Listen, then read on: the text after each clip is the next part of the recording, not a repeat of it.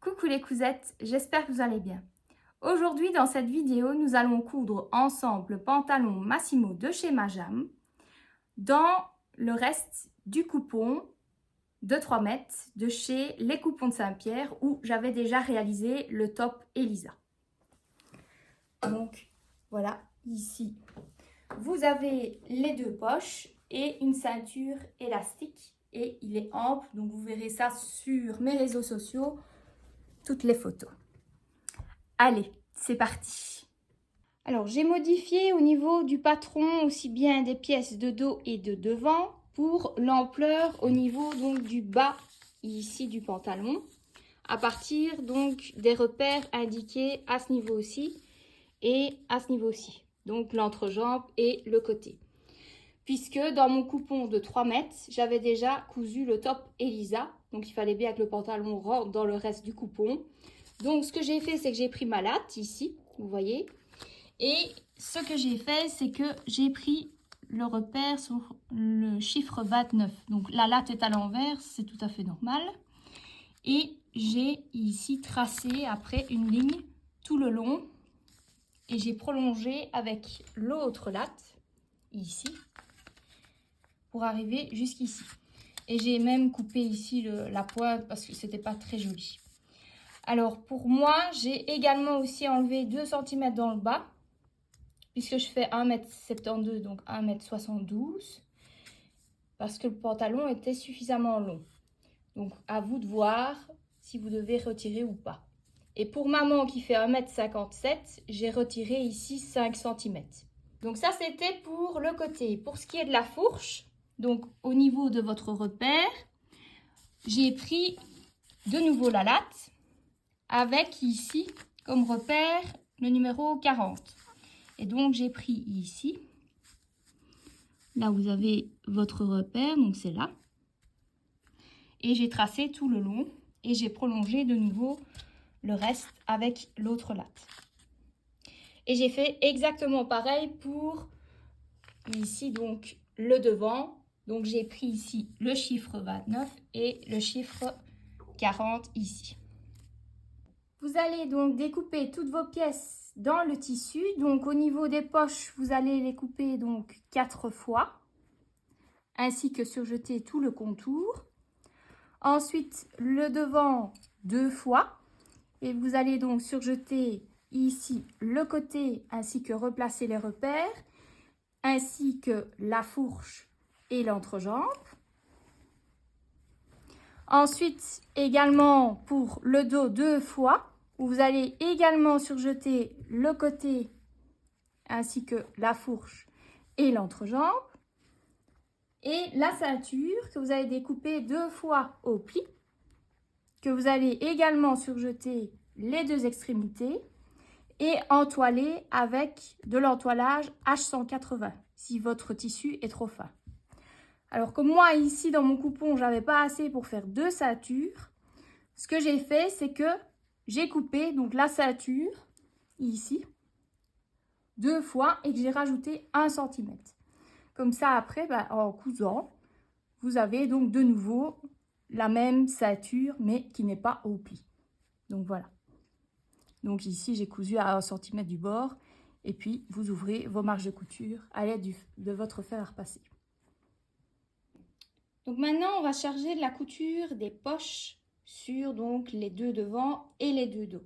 Donc vous voyez ici j'ai cousu une poche pour le devant et une poche sur l'autre devant. Donc on va faire pareil pour le dos. Donc en gros ce que vous devez faire c'est prendre votre pièce de dos et une des poches, la placer endroit contre endroit et faire correspondre les 2 repères que vous avez donc aux extrémités et ici donc sur le côté et sur votre poche. Et pareil de l'autre côté, ici repère sur repère. Et vous allez donc assembler à 8 mm du bord. Donc avant de coudre, pour les paramètres de la machine, vous mettez une tension de 3, une longueur de 3 au point droit avec une taille donc d'aiguille universelle 70, donc 70. Et donc vous allez coudre à 8 mm du bord. Alors, bien faire un point avant-arrière au début et à la fin pour bien maintenir votre poche.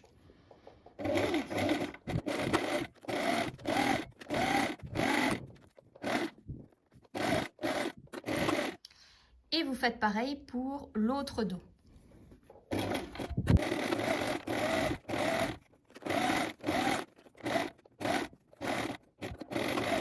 Après, vous allez donc coucher vos poches vers l'extérieur pour avoir les marches de couture vers la poche. Donc, vous repassez aussi bien pour les deux dos que pour les deux devant. Maintenant, on va s'occuper de l'assemblage des deux fourches. Donc, pour ça, vous allez placer donc les deux dos endroit contre endroit au niveau de la fourche et maintenir avec des pinces. Vous allez donc assembler à 1 cm du bord. Vous faites également pareil pour les deux devants. Vous les maintenez donc avec des pinces au niveau de la fourche en les plaçant endroit contre endroit. Pour différencier le devant du dos, vous avez également un repère. Mais ce qui est logique, c'est que la fourche dos sera toujours plus grande puisqu'il faut rentrer les fesses dedans que le devant. Donc maintenant, on va assembler les deux.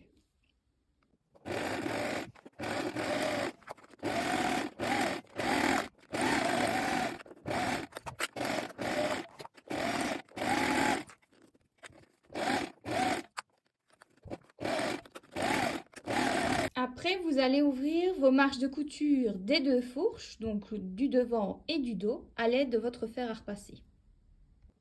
Maintenant, on va se charger de la couture d'assemblage de l'entrejambe. Et pour ça, vous allez donc placer endroit contre endroit le dos avec le devant et donc maintenir le tout avec des pinces, donc faire coïncider ici donc la marche de couture de la fourche, donc des deux côtés, en ouvrant bien les marches de couture. Ici, faire correspondre le repère ici et ici. Et donc, vous mettez toutes des pinces et vous allez donc assembler à 1 cm du bord tout le long.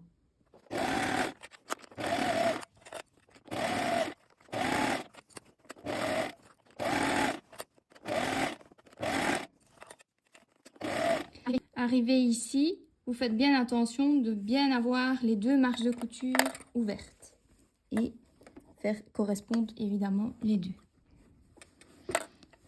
Et je vous conseille également de faire un point avant-arrière pour renforcer votre couture.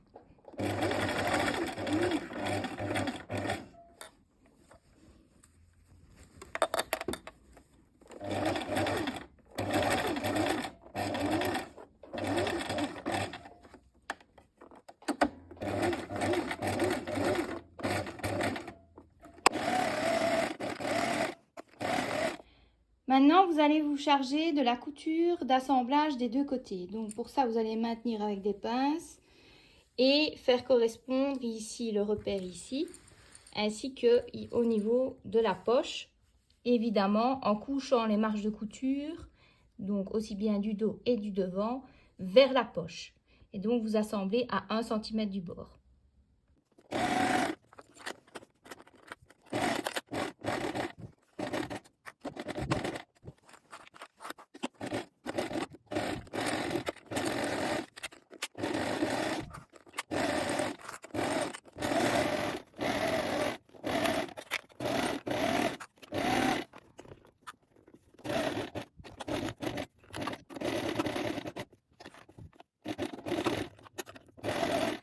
Donc après avoir cousu le pantalon, maintenant on va passer à la ceinture. Donc vous allez placer vos deux ceintures endroit contre endroit. Donc ici, moi, évidemment, il y a quand même une ceinture qui n'est pas au pli. Donc vous voyez, moi j'ai ouvert les marches de couture.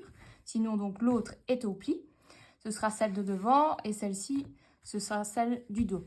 Donc vous allez assembler les extrémités ici à 1 cm. Donc ici, vous assemblez sans laisser de trou. Et après, vous ouvrez vos marches de couture à l'aide de votre fer à repasser. Mais de l'autre côté, vous allez assembler, mais en laissant évidemment ici un trou pour insérer l'élastique après. Donc ça, c'est suivant les repères indiqués sur le patron. Donc vous allez couvrir ici jusqu'au repère, faire un point avant-arrière pour renforcer.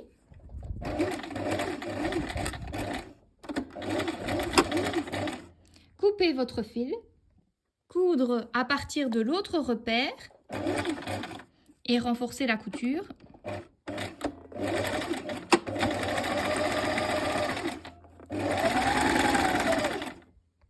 Ensuite, vous allez ouvrir donc les marges de couture de vos 2 coutures de côté, ainsi, donc celle avec et sans trou.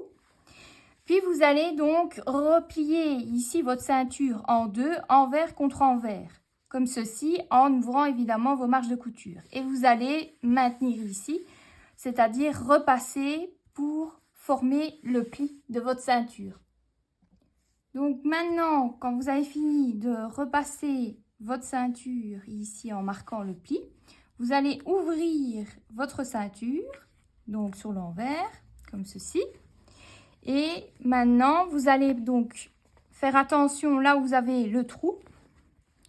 Donc, le trou se situe ici.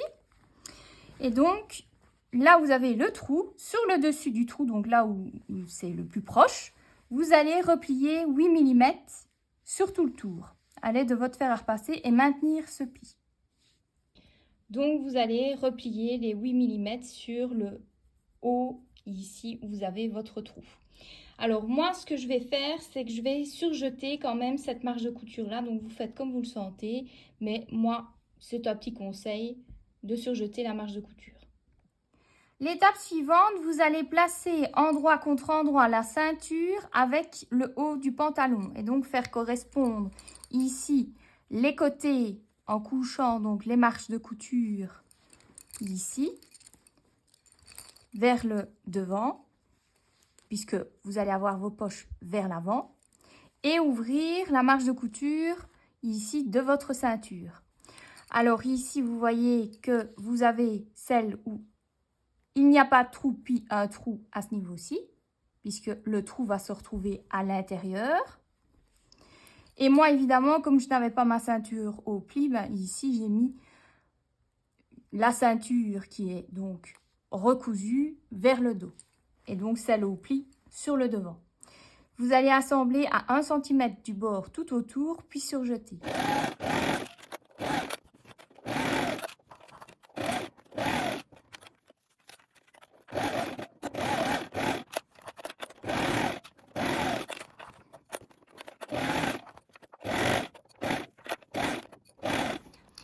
Arrivé aux marges de couture, je vais faire plusieurs points avant-arrière pour renforcer la couture.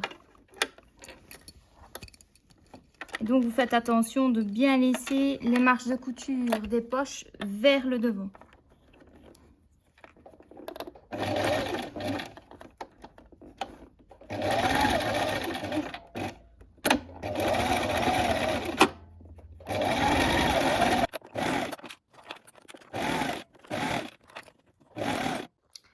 Ensuite, vous allez surjeter la marge de couture.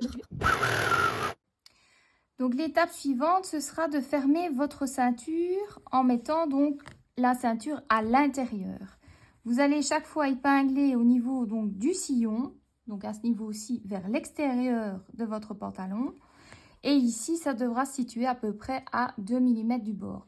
Donc moi ici, j'ai maintenu avec des pinces le pli préformé au fer à repasser pour avoir la bonne hauteur de ceinture. Et donc, vous allez coudre dans le sillon, ici tout le long de la ceinture et ici donc à 2 mm. Voilà. Donc, vous allez coudre au niveau du sillon entre la ceinture et le pantalon et moi, je vais allonger mon point sur 3,5.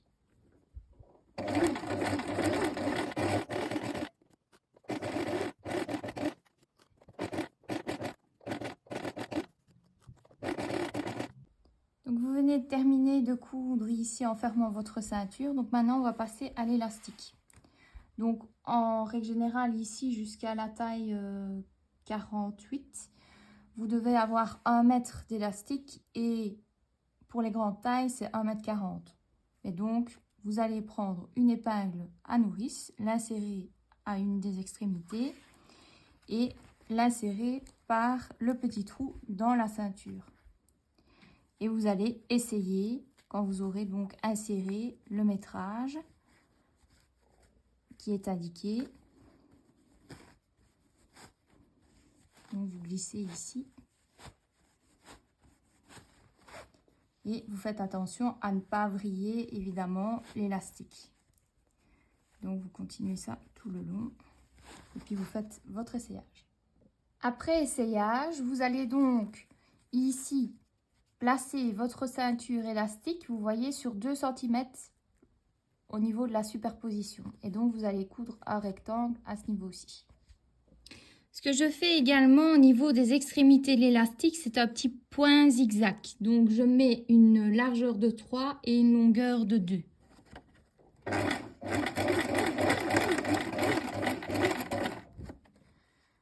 Donc une fois que vous avez terminé de coudre votre petit rectangle, vous rentrez l'élastique ici dans votre ceinture et vous allez fermer votre ceinture par un point invisible à la main.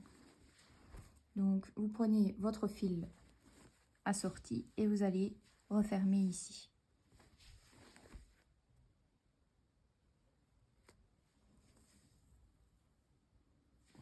Et puis après, vous passerez à l'ourlet.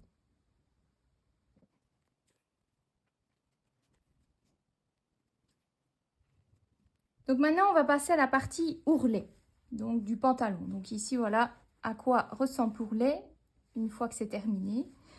Donc comme moi, je fais 1,72 m. Normalement, la stature des patrons, c'est 1,68 m.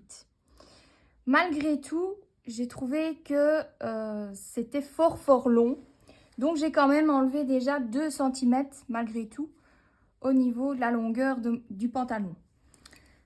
Alors, ce que vous devez faire, c'est déjà, moi, je surjette toujours le bord, donc tout le tour. Ensuite, vous allez replier 1 cm. Marquez le pli au fer à repasser. Et puis après, vous allez replier 3 cm.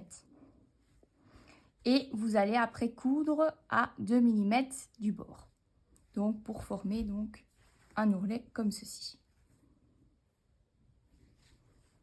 La couture de l'ourlet, je vous conseille d'allonger votre point sur 3,5 4. Et donc vous allez coudre à 2 mm du bord.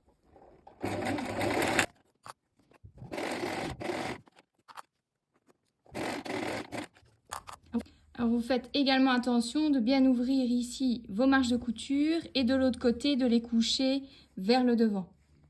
Vous allez repasser vos ourlets à l'aide de votre fer à repasser. La dernière étape, je vous conseille de coudre au niveau de la couture ici des côtés pour éviter que l'élastique ne vrille dans la ceinture. Donc des deux côtés, ici une petite couture au point droit. Et voilà, votre pantalon Massimo est terminé.